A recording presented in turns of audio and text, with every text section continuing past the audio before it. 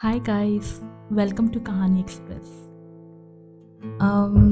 मुझे समझ में नहीं आ रहा कि मैं कैसे स्टार्ट करूं, बट मुझे शुरू से ही अपने ओपिनियंस, अपने बिलीफ, अपने एक्सपीरियंस एक्सप्रेस करने का बहुत इंटरेस्ट है।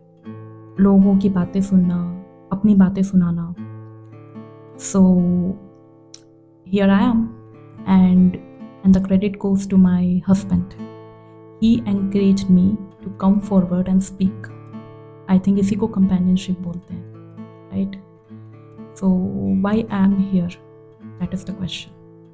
So we are starting a series जहाँ पे हम सिर्फ बातें करेंगे, बहुत बातें करेंगे, और वो बातें कुछ भी हो सकती हैं, लाइफ से रिलेटेड, कुछ भी जो हम फील करते हैं, जो हम एक्सपीरियंस करते हैं, जो हम हैंडल करते हैं, anything. So yes, let's proceed.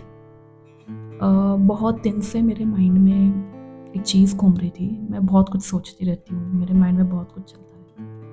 तो एक चीज़ जो मेरे माइंड में बहुत टाइम से घूम रही थी वो है about satisfaction, about being content, about being content with life. So yeah, this is the topic. What is the meaning of satisfaction in life? And what is the meaning of being content in life? मैं यहाँ पे इस चीज़ का answer देने नहीं आई हूँ, क्योंकि मुझे खुद भी इस चीज़ का आंसर नहीं पता है. मुझे तो बस अपने अंदर का वो कन्फ्यूजन एक्सप्रेस करना है. आई थिंक सेटिस्फैक्शन वो चीज़ होती है जैसे कि हमने एक गोल डिफाइन किया और उस गोल का हमें रिजल्ट मिल जाए तो हम सेटिस्फाइड हो जाते हैं, या हमें एक खुशी मिलती है. कई कबार सोसाइटी भी हमें, और एक्चुअली सोसाइटी ने हमें इसका फ्रेमवर्क दिया है, how to be satisfied in life. जैसे कि हम स्कूल से ग्रेजुएट हुए, हम कॉलेज से ग्रेजुएट हुए, हमें डिग्री मिली, हमारी जॉब लग गई, हमारी शादी हो गई, and then we have our family. So this could be one of the measurement for satisfaction. But are we, or could we, really satisfied from within even after achieving all of this? I'm still trying to figure out. क्या हम सच में satisfied हो सकते हैं अगर हमें ये सारी चीज़ें मिल जाए, या हमने ये सारी चीज़ें अचीव कर ली? That is the question. School से ग्रेजुएट हो जाओ, कॉलेज से ग्रेजुएट हो जाओ, डिग्री मिल जाएगी, शादी हो जाएगी, ये डिज़ायर्स हमारी कभी ख़त्म होने नहीं वाली है. मुझे एक चीज़ तो समझ में आ गई है, कि जब तक लाइफ चलेगी ना तो ये डिज़ायर्स कभी ख़त्म नहीं होगी, और इसके साथ जो हमें स्ट्रेस मिलेगा वो तो कॉम्प्लीमेंट्री है.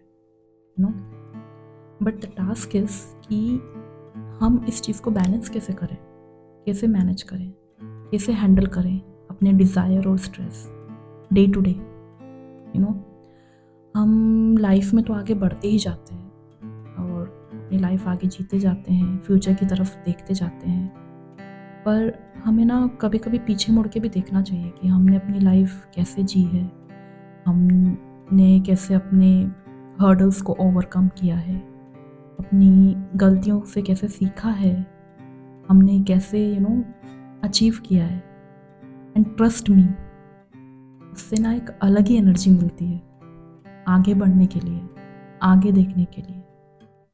एंड यार पता है, मुझे ऐसा लगता है ना कि हमें छोटी छोटी खुशियों में ना, छोटे छोटे मोमेंट्स में ना खुशियाँ ढूंढ ही लेनी चाहिए.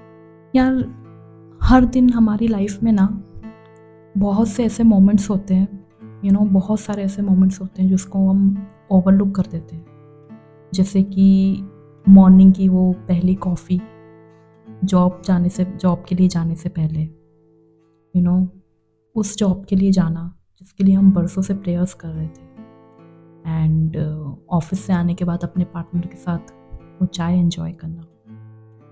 हमारी डिज़ायर्स इतने बढ़ते जाते हैं ना, उनकी लिस्ट इतनी लंबी होती जाती है कि हम इन सब चीज़ों को फील ही नहीं कर पाते. हमारे डिज़ायर्स इन सब चीज़ों को ओवरकम कर देते हैं, एंड डिज़ायर्स की इतनी बढ़ जाती है लिस्ट कि हमारे जो लाइफ के माइलस्टोन्स हैं वो हमें छोटे लगने लगते हैं, बट दे आर नॉट। ज़रा सोचो, जब हम छोटे बच्चे थे तो हम छोटी छोटी चीज़ों में कितना खुश हो जाया करते थे। ना लाइफ से कोई कंप्लेन थी, ना कोई स्ट्रेस। हमारे डिज़ायर्स कभी भी हमारी खुशियों के बीच में नहीं आते थे। मुझे तो अभी भी याद है, जब मैं छोटी थी ना तो हमारे टाउन में लाइट जाती थी रात को, और हम लोग इतना खुश होते थे और बाहर आके खेलते थे, और जब लाइट आती थी तब भी बहुत खुश होते थे। ये सब ना गोल्डन मेमोरीज है हमारी लाइफ की। मैं मानती हूँ कि हम एज एन एडल्ट पूरे बच्चे तो नहीं बन सकते, बिकॉज जैसे जैसे हम बड़े होते जाते हैं हमारा कॉन्शियस लेवल हाई हो जाता है, एंड एज ए रिजल्ट हमारा डिज़ायर्स और स्ट्रेस वो भी बढ़ता जाता है। बट यार हमें ना हमारे बचपन से कुछ चीज़ें तो लेनी चाहिए, जैसे कि प्रेजेंट मोमेंट में कैसे जीते हैं, छोटी छोटी चीज़ों में कैसे खुशियाँ ढूंढते हैं। एज एन एडल्ट हमारे लिए मनी फैक्टर बहुत इंपॉर्टेंट है, and yes, money is very important, क्योंकि पैसों से ज़िंदगी आसान हो जाती है। But what if we remove money from the equation, how would a satisfying life looks like for you? अगर एक बार को हम पैसा साइड रख के देखें तो हमें हमारी लाइफ कैसी दिखेगी? और हाँ, एक और क्वेश्चन मेरे माइंड में आया है, do you think satisfaction comes from having control over your life or accepting what you can't control? आपको क्या लगता है कि लाइफ में अगर हर चीज़ आपके हाथ में हो तो वो आपके लिए सेटिस्फेक्शन है, या फिर चीज़ों को एक्सेप्ट कर लेना आपके लिए सेटिस्फेक्शन है? आपको तो पता ही होगा कि लाइफ में हम हर चीज़ तो कंट्रोल कर नहीं सकते, क्योंकि लाइफ बहुत अनप्रेडिक्टेबल है, अनसर्टन है। चीज़ों को कंट्रोल करो, चीज़ों को हाथ में लो, बट ना यार कभी कभी लाइफ हमें जो अनसर्टेनिटीज देती है ना उसे एक्सेप्ट करके आगे बढ़ने में ही समझदारी है। So don't make it complicated.